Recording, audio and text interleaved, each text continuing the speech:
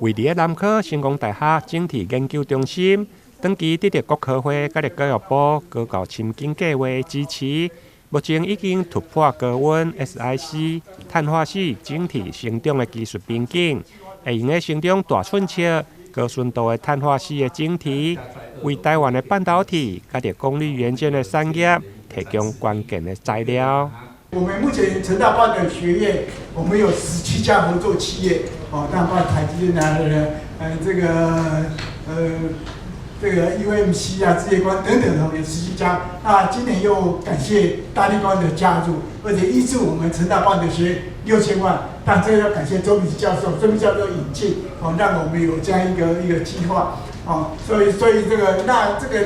SiC 的晶体大家都知道，它非常重要的一个晶体。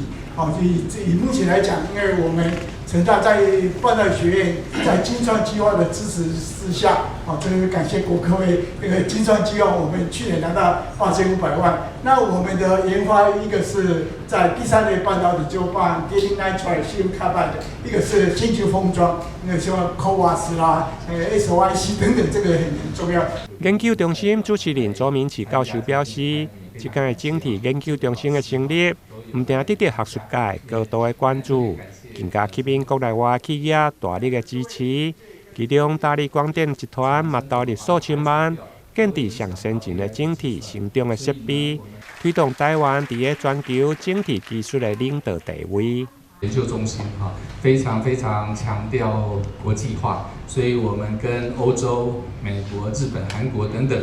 都有非常多的这个合作，无论是产业还有学术方面的合作。另外，刚刚提到我们在这个海外有外交部还有欧盟的支持下，我们分别成立了在拉脱维亚的一个海外研究中心。我们不只有这个办公室也有聘人在那边帮我们揽才，所以未来两校的师生如果有机会去这个拉脱维亚、波罗的海的话，都非常欢迎用我们那边的空间。上午的甲拜启用，包括教育部、甲国科会拢到场。现场并且邀请到半导体、光学、医疗、甲镭射产业专家共同来出席。甲拜以后嘛参观实验室，展示中心上新的碳化系、甲氧化镓高温晶体技术。台南新闻林根采访报道。